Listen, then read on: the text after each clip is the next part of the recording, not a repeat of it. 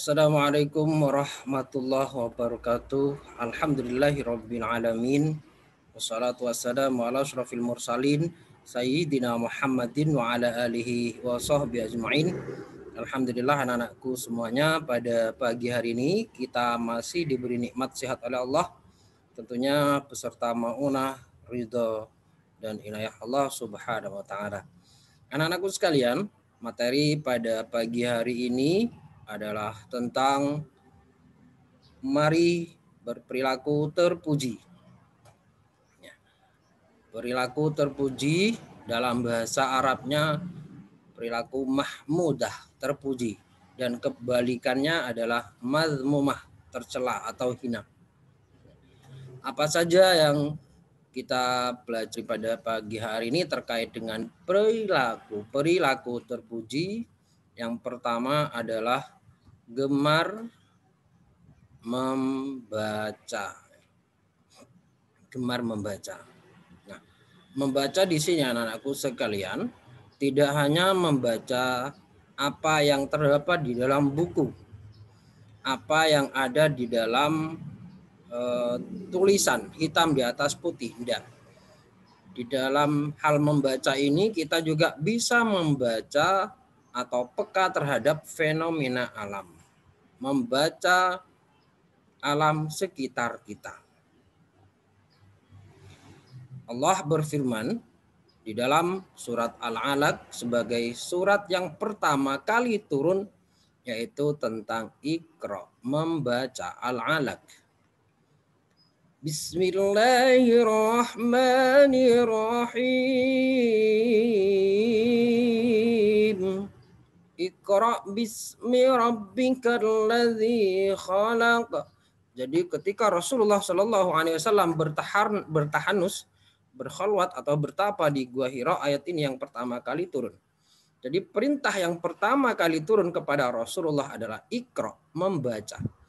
Iqra ya Muhammad, kata malaikat Jibril, bacalah wahai Muhammad. Apa jawab Nabi Muhammad? Ma'ana biqari, saya tidak bisa membaca Jibril, saya tidak bisa membaca, saya tidak bisa menulis.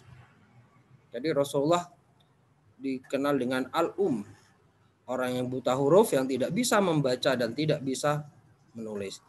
Andaikan Rasulullah pandai membaca menulis, maka dikira ayat-ayat Al-Quran ini ditulis dan diciptakan oleh Nabi Muhammad.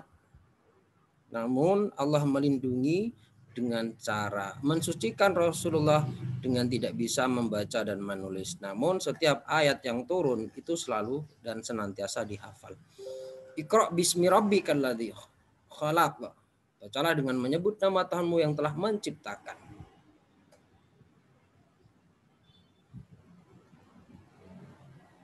Khalaqal insana min 'alaq. Zat atau Allah yang telah menciptakan manusia dari segumpal darah.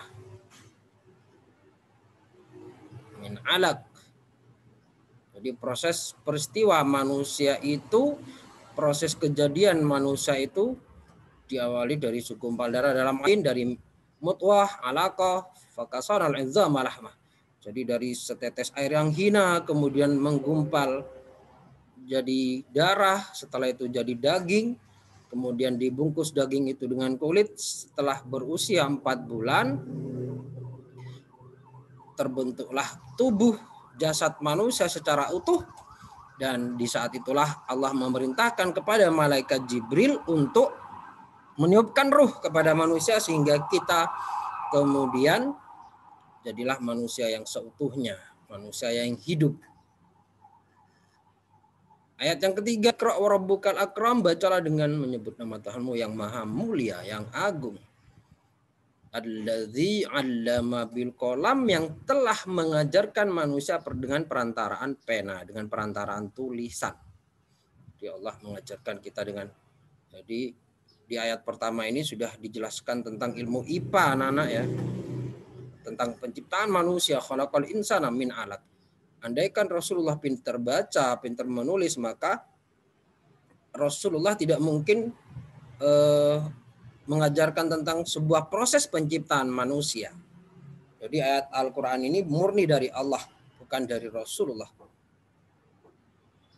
Dan Al-Quran yang sudah 1441 tahun lamanya diturunkan ternyata autentik, sesuai, relevan dengan ilmu-ilmu kekinian, termasuk ilmu kedokteran, bahwa proses manusia yang menurut Al-Quran dijelaskan pada 1400 tahun yang lalu dibuktikan secara ilmiah pada hari ini sangat terbukti. Alladzi 'allama bil qalam 'allamal insana ma lam ya'lam. Allah telah mengajarkan tentang sesuatu yang tidak manusia ketahui. Jadi inilah anjuran bagaimana kita senantiasa terus membaca dan membaca agar menjadi pintar. Salah satunya adalah dengan cara sekolah yang rajin. Walaupun pada tahun ini kita belajarnya dari rumah, maka jangan pernah berhenti untuk senantiasa membaca. Paham ya anak-anak ya? Jadi ayat yang pertama kali turun adalah Iqra, baca, bukan sembahlah, enggak.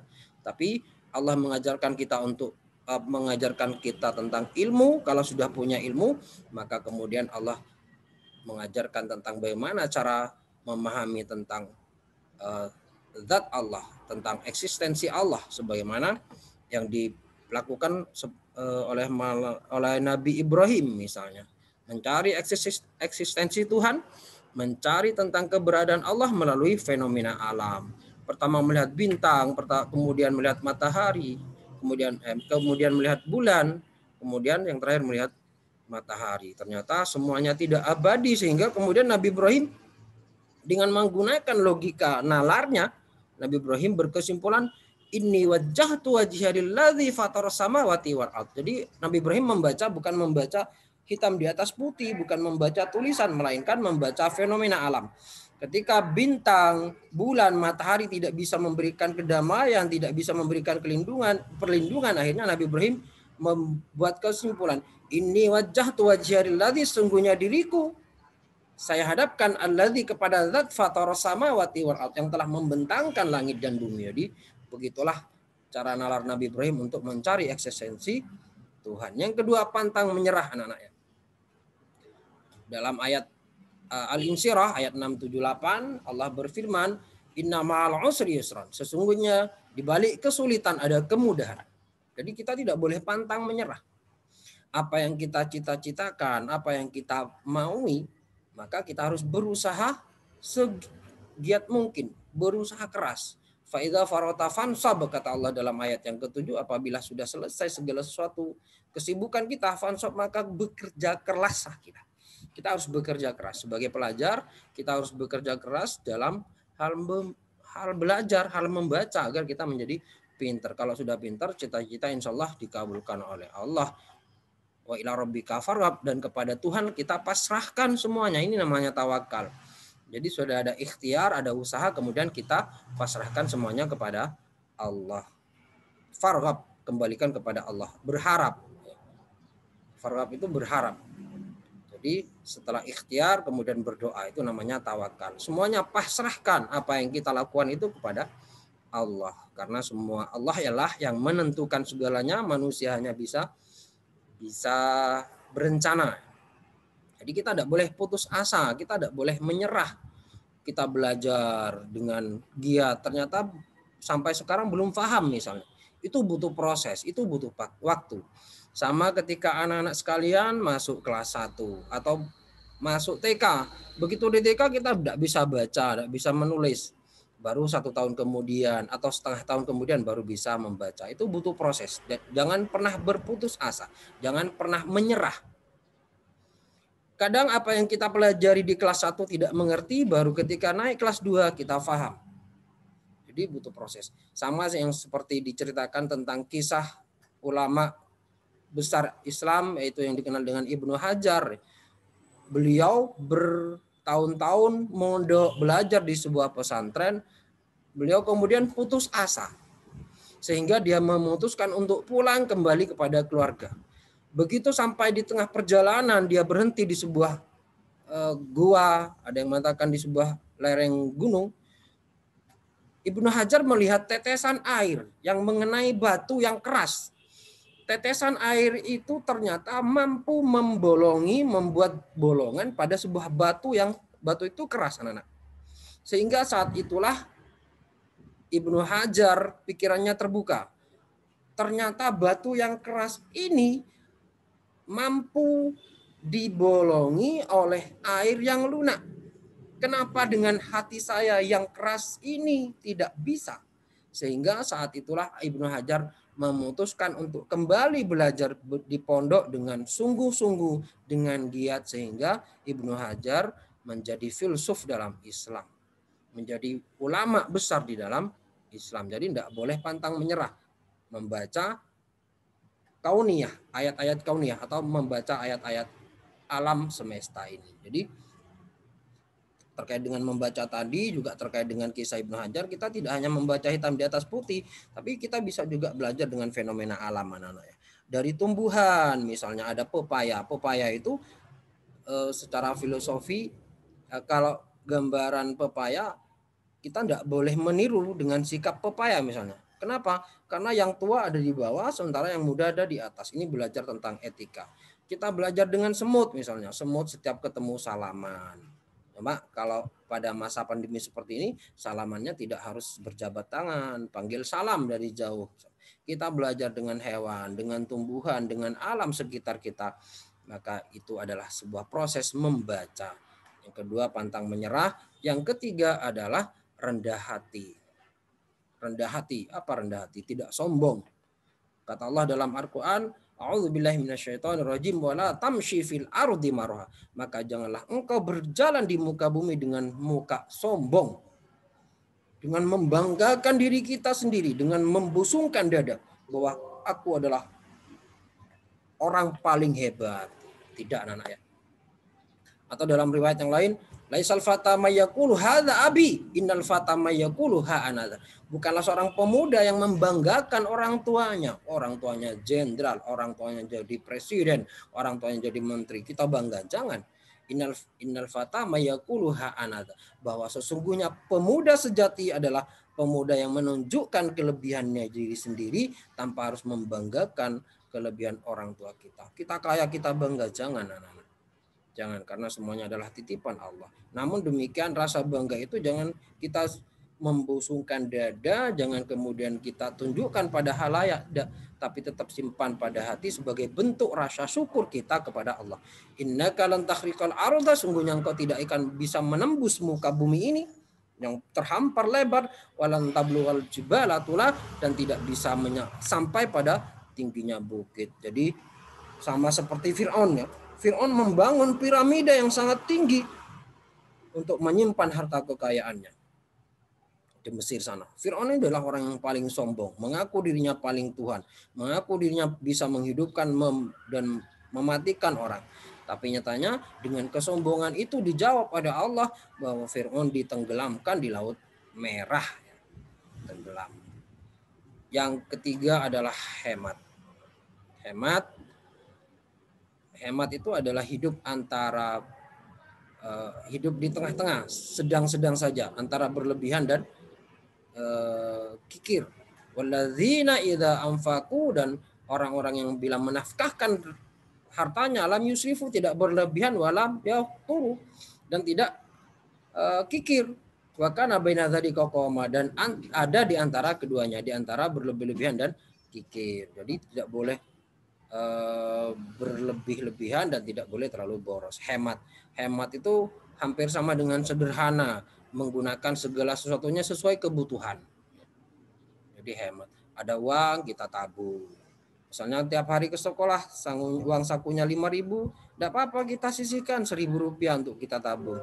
Siapa tahu suatu saat, suatu ketika kita butuh uang secara tiba-tiba, secara mendadak. Karena kita punya tabungan, maka dengan serta-merta kita bisa menggunakan tabungan itu di dalam keadaan mendesak. Hemat. Yang keempat, yang terakhir, jadi ada rendah hati, dan yang keempat adalah hemat ini. Kata dalam ayat yang lain Allah berfirman, innal mubadzirina kanu ikhwana syayatin, bahwa sungguhnya mubadzir, boros itu adalah termasuk saudaranya setan, anak-anaknya. Jadi sebenarnya dituruti dengan hawa nafsu. Jadi kita harus bisa membedakan antara kebutuhan dengan keinginan. Ini yang kadang beda, yang kadang kita lupa antara kebutuhan dengan keinginan. kita sudah punya handphone misalnya untuk belajar online. Begitu ada handphone keluaran terbaru, kita beli lagi yang terbaru. Merengek-rengek sama mama, merengek-rengek sama papa, belikan yang baru, ini bagus, speknya besar. Padahal kita sudah punya cukup untuk belajar daring misalnya. Tapi karena kita mengikuti hawa nafsu, mengikuti keinginan, maka kita minta lagi handphone keluaran terbaru yang itu mahal. Jadi ini bukan hemat tapi boros. Ya. Jadi harus bisa membedakan antara keinginan dan kebutuhan. Nah, demikian anak-anakku sekalian, Pak Hafid doakan semoga anak-anakku semuanya tetap sehat dalam lindungan Allah Subhanahu wa taala. Allahumma ja'al auladana wa talamidana sholihin. Ya Allah, jadikan putra-putri kami, siswa-siswi kami, putra-putri yang solih, solihah. Waj'alillahumma ulumahum nafi'an, dan jadikanlah ilmu-ilmu mereka ilmu yang nafi, yang bermanfaat, wa barakatan, dan barakah. Wa akhlaquhum ka khuluqi Rasulullah sallallahu alaihi wasallam, dan jadikanlah akhlak-akhlak mereka seperti akhlak Rasulullah sallallahu alaihi wasallam. Wa aqulahum zakiyan wa zakiyan, dan jadikanlah pemikiran mereka yang cerdas dan suci. Wa jasaduhum sihatan wa afiatan, dan jadikanlah badan mereka terlindungi dari virus corona senantiasa sehat wal afiyah. Wa arzaqahum rizqan halalan thayyiban mubarakan, berilah rezeki yang halal serta barokah. Amin ya rabbal alamin. Akhirul kalam, wallahul muwaffiq ila aqwamit thoriq. Wassalamualaikum warahmatullahi wabarakatuh.